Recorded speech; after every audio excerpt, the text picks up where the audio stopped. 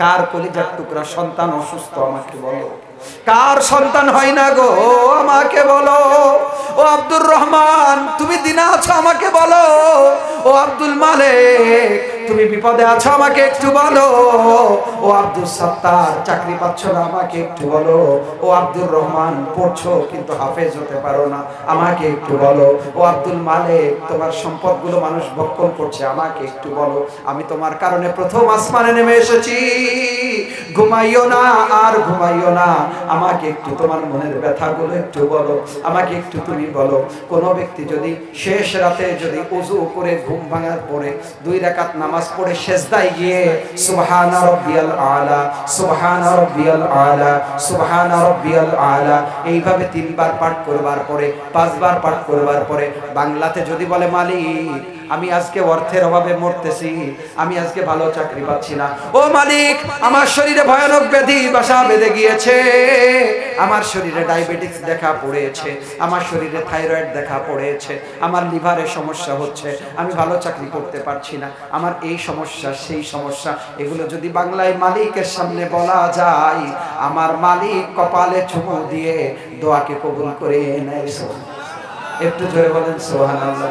কারণ ও ভাই আমাদের এই পৃথিবী তো ক্ষণস্থায়ী। আমি অনেক বাবাকে দেখেছি যে বাবা নিজে মসজিদে টাকা দান করে না, কারণ সন্তানের কম পড়ে যাবে বলে। আমি আমার নিজের মাকে দেখেছি, আম্মাকে বলি যে আম্মা 10টা টাকা তুমি মসজিদে দিয়ে দাও, মা বলে যে না 5 টাকা রেখে দিই, তো ছোট্ট ভাই স্কুলে যাওয়ার সময় নিয়ে যাবে। মার কি দরদ সন্তানের উপরে। আমি মাকে ডাক দিয়ে বললাম, ও মা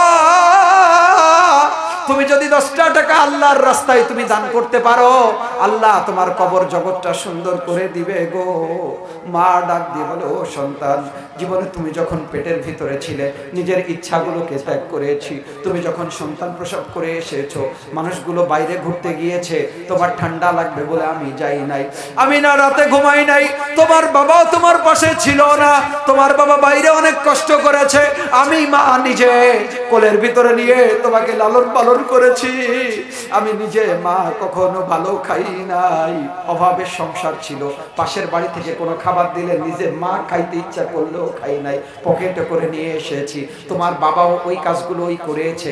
এখন আমি জানি আমি যদি দান করি আমি ঠিকমতো ওই সময় নামাজও পড়তে পারি নাই, তোমার কাজ করতে গিয়ে পরের খেতে কাজ করে আমি জোহরের নামাজ কাজা করেছি।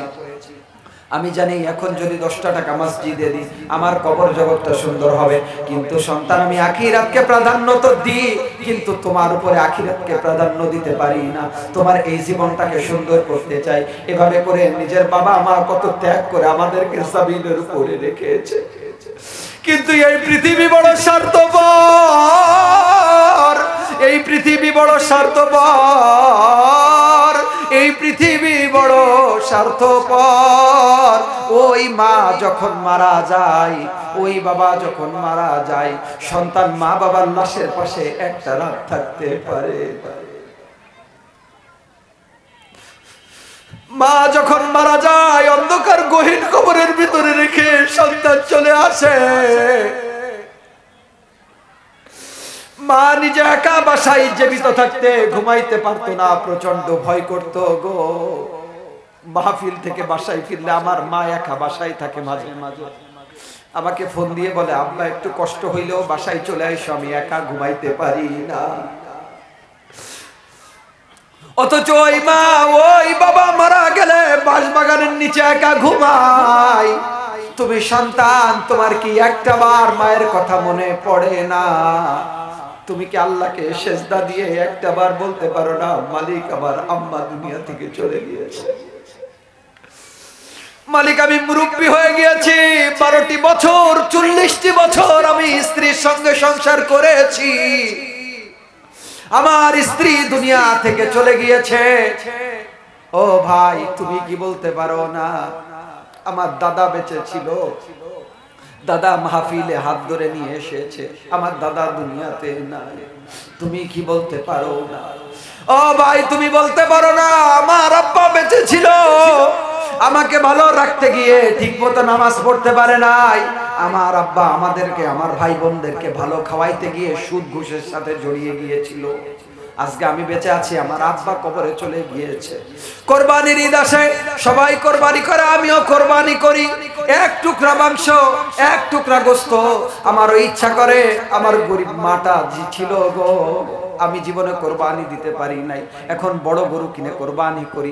আমার মা কবরে, আমি আমার মাকে একটা গোশ খাওয়াইতে পারি না, আমার মাকে একটা ভালো শাড়ি কিনে দিতে পারি না, আমার বাবাকে ভালো একটা লুঙ্গি কিনে দিতে পারি না, আমার মাকে আমি কিছু দিতে পারি না, কারণ আমার মা দুনিয়াতে বেঁচে নাই। দয়ার মালিক ডাক দিয়ে বলেন, ও পৃথিবীর মানুষ শুনে নাও, ও আম্মাসা ইলা ফালা তানহার। চিৎকার দিয়ে পড়ুন আল্লাহু আকবার, আরেকটু চিৎকার দিয়ে পড়ুন আল্লাহু আকবার। দয়ার মালিক ডাক দিয়ে বলেন, প্রার্থী যখন আসে খালি হাতে ফিরিয়ে দিও না। মায়ের বয়সে একজন মানুষ এসে যদি হাত পাতে, ফিরিয়ে দিও না। মায়ের মুখের দিকে তাকিয়ে ওই মহিলাকে তুমি যদি দান করতে পারো গো, আমার আল্লাহ কবরে তোমার মাকে ভালো রাখবে। সুবহানাল্লাহ। একটা লুঙ্গি কিনতে পারো না, লুঙ্গি কিনতে পারো না, তুমি যদি ওই অর্থটা যদি আল্লাহর কোরআনের জন্য ব্যয় করো, একটা লুঙ্গি কেনা পয়সা যদি কোরআনের জন্য দান করো, বিশ্ব নবী বলেন